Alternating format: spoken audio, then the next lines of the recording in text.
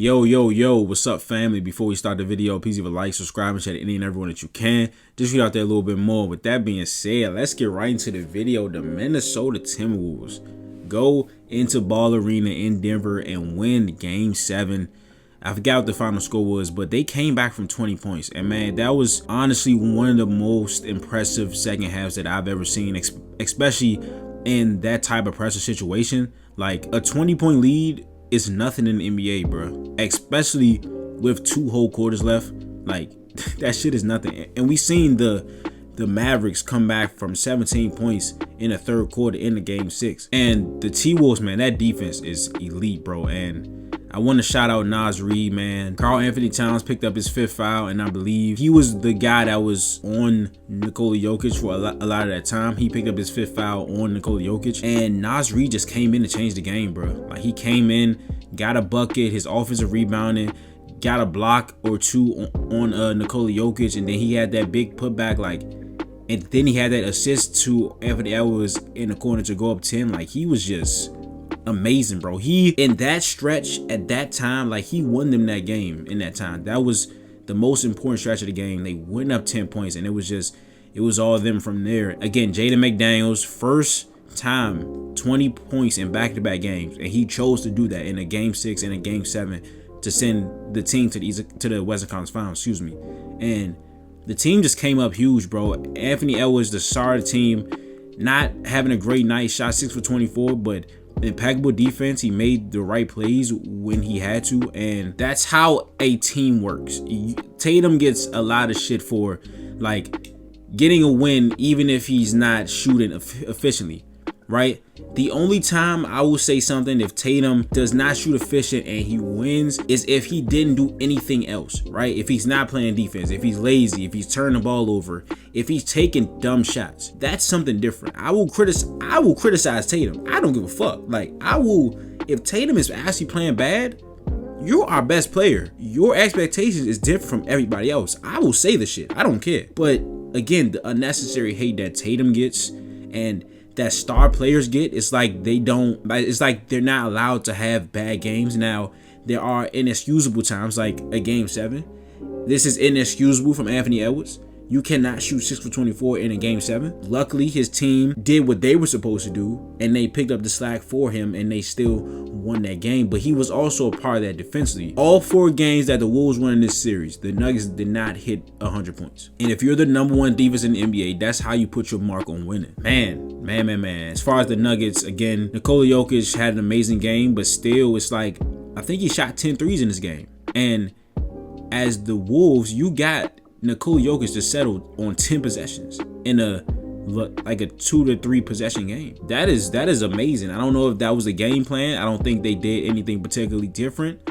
A lot of those threes were, not a lot of them, but like a couple of those threes were open, but still, those are settles for Nikola Jokic, even though he can shoot. Like, when he gets to his spots, he probably has the best touch ever. Like, in his spots, that fade away, that hook, that shit like that, like, that shit going in 70% of the time. Like, I've seen games, like stretches of games of him shooting at least 65% from the field. Like, the shit is just impossible. Gobert came along at the end. He stood strong in those spots. Karl Anthony Towns was also good. I kept telling people that, you know, even though he's been in foul trouble committing dumbass fouls, that when he's been on the court in these playoffs, he's been incredible. Like, he's been good. He's been shooting the 3. When the Suns have that small power forward on him or KD, he just goes right at him, right? And he's rebounding well, he's driving well, he's attacking well, and of course he can shoot that ball. Shout out to them. Also Conley, the common presence, the experience, he had a good game. And the Nuggets, man, I think Jamal Murray has, like, I think that's where they lost the game. I'm not saying the reason they lost is Jamal. Jamal Murray was scorching in that first half. They were up 20. It was him and Nikola Jokic being ultra effective and ultra impactful for that team. But in the second half, it was just all Nikola Jokic. And he understood at some point that, hey, I got to just start shooting the ball because nobody else has it going. Aaron Gordon didn't have it going. MPJ didn't have it going. Like, no other starter in the second half did what needed to be done. And on the other end, the Timberwolves supporting cast turned up in the second half, while the other guys for Denver turned down. So yeah, man, it's just crazy. And I think the Nuggets, not a lot of changes will happen for sure. They're They just won a championship last year. So KCP is a free agent. I assume that he's happy there. I assume that he wants to stay there. I don't know how much he's gonna ask for. I think his current contract is like 15 million. I think he'll take a team friendly deal to stay in Denver, though we don't know. But I think they could look to add another bench piece. I think they really miss Bruce Brown. I think him leaving, of course, they couldn't pay him 22 M's, but like a guy like Bruce Brown, if they can draft a guy, I'm not sure they have there first, but if they can draft a guy, I think there's a lot of role players in this draft. If they can get somebody in the low 20s that can at least play, or they get a guy like Julian Strawther that they drafted this season, and if he can take a jump, he's a great shooter. So if he can take a jump to like being serviceable defensively, if Peyton Watson can take a jump offensively because he's already great defensively, they need somebody on that bench to step up. Or if Christian Brown adds to his game, like somebody on that bench has to step up, right? They paid Zeke Naji to be their backup, and he was not a factor in the playoffs. So I don't know. They need something else on that bench. I'm a Celtics guy, so you know everything I do got to tie back to the Celtics. Y'all remember when I pulled out the knife for Nikola Jokic? We ain't gonna need it, baby. We ain't gonna need it. And now, does that mean I'm not scared of Timberwolves? No, I'm not. Well, I'm not scared of Timberwolves, but I'm definitely concerned. But the Celtics got that shit too. So that's all I'm saying. Like, I personally would have just rather played anybody other than the Nuggets. Again, it's not to say the Mavericks aren't good. It's not to say the T-Wolves aren't good. I just think, in my personal opinion, that Nikola Jokic, out of every player that's left in the playoffs, the Celtics have the least to throw at Nikola Jokic. And he could be the most unguardable in a series against us. Anthony Edwards could score 50. Luka could score 50. Kyrie could score 50. Tyrese Halliburton could score 30 and have 20 assists. Like, he can do those type of things. All those players can do things, right? But as a Celtics fan, I would trust my perimeter defense before I trust my interior defense. Because if you talk about those perimeter guys, we have Jrue Holiday, we have Derek White, we have Jaylen Brown, we have Jason Tatum. We have players to throw at those perimeter guys. Now, is it always gonna work? No.